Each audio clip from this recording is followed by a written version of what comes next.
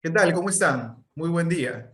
Mi nombre es Ryan Mariño, yo soy nutricionista clínico. Hoy vamos a tener nuestro noveno conversatorio. Este se titula Nutrición Clínica y Disfagia.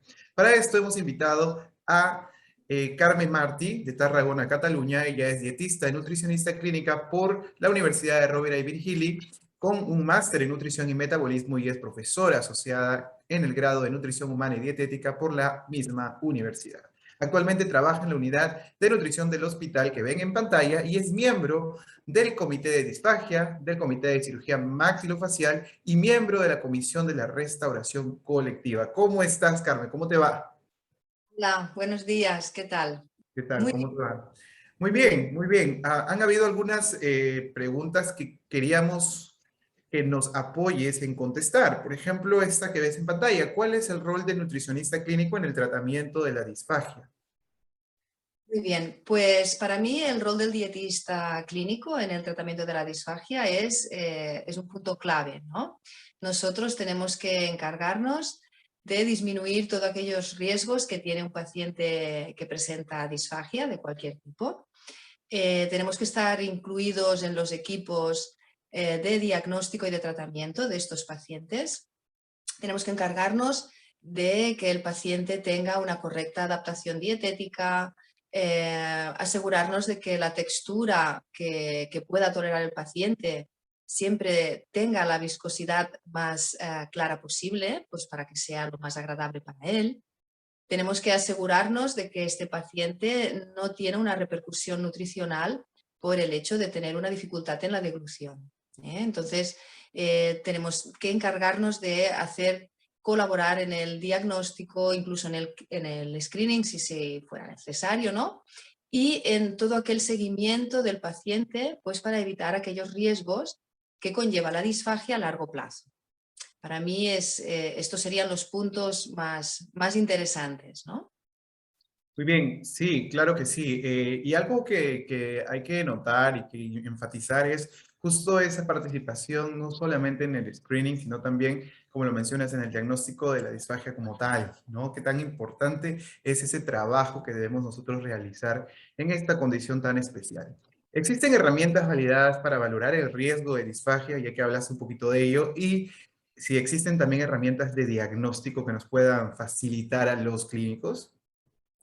Sí, mira, yo os voy a hablar de las herramientas que nosotros tenemos para valorar el riesgo.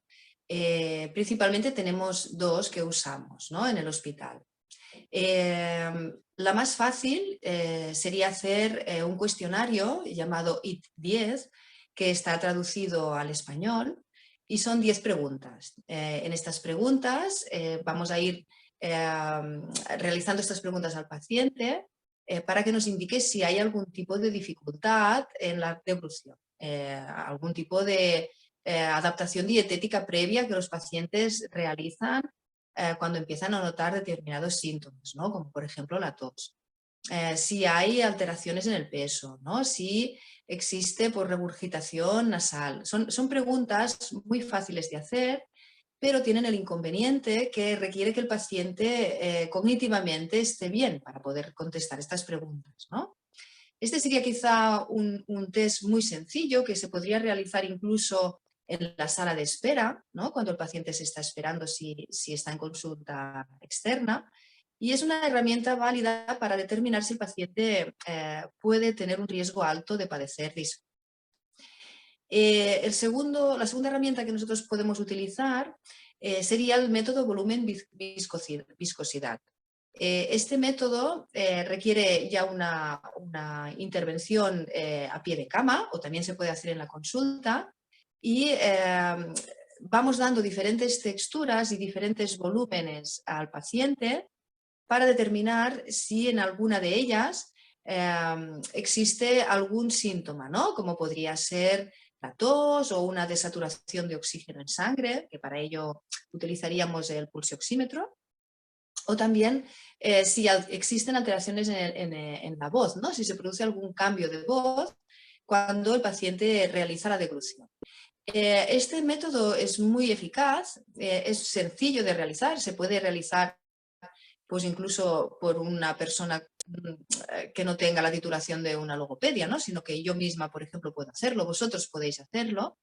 Y es un método que realmente nos da mucha información porque a partir de ahí, pues yo puedo ya saber si el paciente tiene o no tiene disfagia y puedo saber qué adaptación dietética tengo que realizarle, qué volumen le voy a recomendar para que su deglución sea segura y eficaz.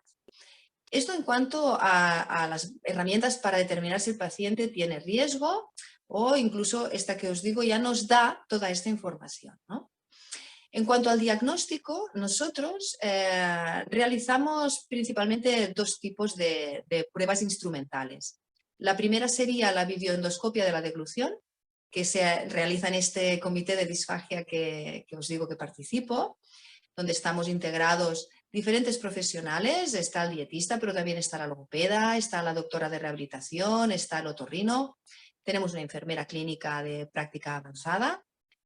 Y ahí lo que hacemos con la videoendoscopia de la deglución es ya sí determinar que este paciente tiene o no tiene disfagia y también qué adaptación dietética tenemos que realizar para este paciente, si puede o no puede tomar líquidos, qué volumen le vamos a permitir tomar.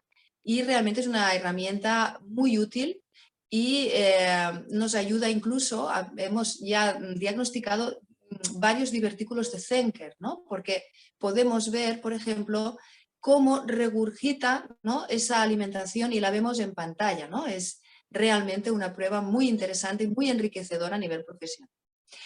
Y la otra valoración instrumental que se realiza en mi equipo es la videofluoroscopia, ¿no?, que ya sabemos que es el gold estándar, ¿no?, pero que requiere una infraestructura mucho más organizada, requeremos un técnico de rayos para que nos ayude, ¿no?, con las imágenes. Hace relativamente poco que hemos podido empezar a hacerlas. Las guardamos quizá para aquellos pacientes que, por ejemplo, una parálisis cerebral infantil o aquellos pacientes que tienen una dificultad pues, para tolerar la fibroendoscopia.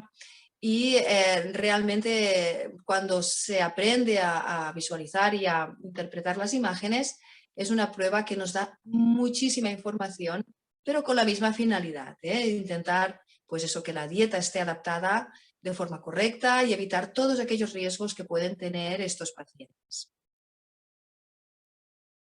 Qué interesante, ¿no? Es súper interesante ver cómo la participación del nutricionista clínico va evolucionando en el tiempo y eso nos permite ser, como yo siempre he mencionado, cuando trabajemos o trabajamos el proceso de atención nutricional, hay que ser siempre lo más objetivos posibles. Y cómo pasar de una herramienta subjetiva como puede ser la IT-10, ¿no? Que tiene preguntas y que necesariamente el paciente debe tener ciertos criterios de inclusión para poder tomarlo como válido, pero también cómo desligar esto o incluso vincularlo con pruebas objetivas como las que has mencionado, que de hecho nos ayuda y enriquece mucho más la terapéutica, sobre todo en los cimientos de la individualización del tratamiento, ¿no? Carmen, una pregunta, ¿cuáles son los efectos de la disfagia en el estado nutricional? Bien, esta es la pregunta que nunca puede faltar, ¿no?, cuando se habla de disfagia, ¿no? Pues realmente los efectos, los libros nos hablan del riesgo importante de deshidratación y de desnutrición, ¿no? Estos serían como los dos grandes bloques que sí o sí tenemos que trabajar pues, para que no se produzcan, ¿no? Pero evidentemente hay muchas más complicaciones asociadas, ¿no? Una deglución no segura nos puede provocar la muerte del paciente, ¿no? Es así. ¿Por qué? Pues porque todos sabemos que nos puede, una deglución no segura acaba produciendo una broncoaspiración y una broncoaspiración acaba produciendo una infección respiratoria en muchos casos y muchas de estas infecciones respiratorias terminan con una neumonía, ¿no? Y una neumonía tiene un riesgo de muerte muy elevado y sobre todo si estamos hablando de un paciente ya frágil, un paciente de edad avanzada, con una posible sarcopenia, paciente desnutrido, ¿no? Porque yo no sé cómo estáis aquí vosotros en Perú, ¿no? Pero aquí la disfagia está infradiagnosticada, ¿no? Es decir, aparecen unidades de disfagia en los hospitales, pero no hay unidades de disfagia aquí en las residencias de ancianos, ¿no? No hay unidades de disfagia para los domicilios, ¿no? Entonces hay un pool de pacientes muy importantes que tienen una disfagia que no está diagnosticada y que van evolucionando, ¿no? con aquella tos, ¿no? que la familia luego te explica que el paciente tenía, pero que cuando llegan a una unidad de disfagia ya vienen con un estado nutricional afectado, ¿no? Entonces, es muy importante que estemos ahí, es muy importante hacer formación y que esta formación llegue al máximo de personas posibles, ¿no? ¿Para qué? Pues para evitar todos estos problemas asociados a la disfagia. Y hay otro problema que quizá no se habla tanto, que es el rechazo del paciente a compartir comidas con la familia, con los amigos, ¿no? Porque es muy desagradable atragantarse, ¿no? Y cuando aparece esa tos brusca, que es de difícil control, al paciente le causa un malestar, ¿no? Y ahí también es un punto que tenemos que tener en cuenta, porque la interacción social, ya hemos visto, ¿no? Ahora con la pandemia, que es muy importante, ¿no? Entonces, todos estos puntos, evidentemente los más importantes son los que al paciente le conllevan un riesgo de muerte, ¿no? O un riesgo de padecer más úlceras, ¿no? Por el hecho de no tener una hidratación correcta. Pero también es muy importante que toda la vertiente social pueda continuar manteniéndose, ¿no? A pesar de padecer este síntoma, ¿no? Qué bueno que puntualizas eso, o sea, el trabajo multidisciplinario es clave para quizás materializar la terapéutica o la intervención nutricional que nosotros conocemos gracias a la evaluación previamente realizada. Y, digamos, tristemente esto es una situación, creo, global, donde la disfagia sí está siendo infravalorada y sobre todo infradiagnosticada. Como tú mencionas, no necesariamente todos los pacientes hayan pasado por un screening o por último por alguna prueba diagnóstica cuando existe una condición que se puede relacionar con ella. Carmen, ¿cómo sería el plan de intervención de la disfagia por el nutricionista clínico? Sí, bien, yo en este punto os explicaría un poco cómo lo hemos organizado nosotros, ¿no? En el hospital y en la unidad.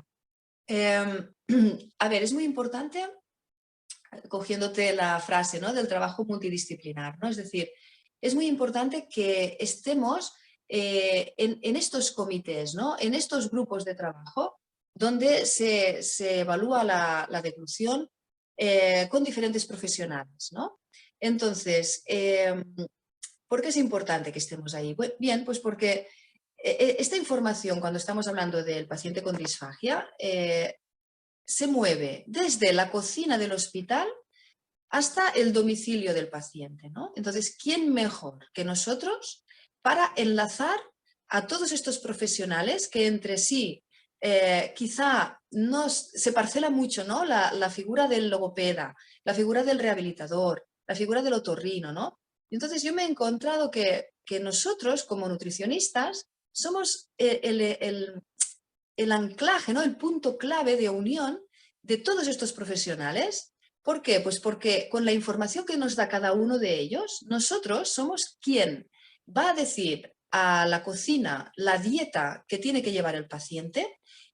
También seremos nosotros quien podemos trabajar conjuntamente con la logopeda, con la información que ella nos dé, pues para ir adaptando la textura, los líquidos, ¿no? Ir jugando un poquito con lo que nosotros podamos decir.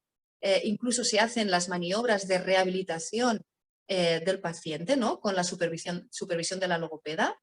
También vamos a poder informar a los médicos, ¿no? Que a veces, al menos aquí, tienen un desconocimiento brutal, ¿no? de qué significa, qué diferencia hay entre una dieta triturada y una dieta de textura adaptada, ¿no? Es decir, ellos no saben esto, somos nosotros quien vamos a formarles y también somos nosotros quien va a formar al paciente y a los familiares de cómo se tienen que alimentar, cómo tienen que adaptar la dieta, darles recursos culinarios para que esa alimentación pueda ser una alimentación placentera.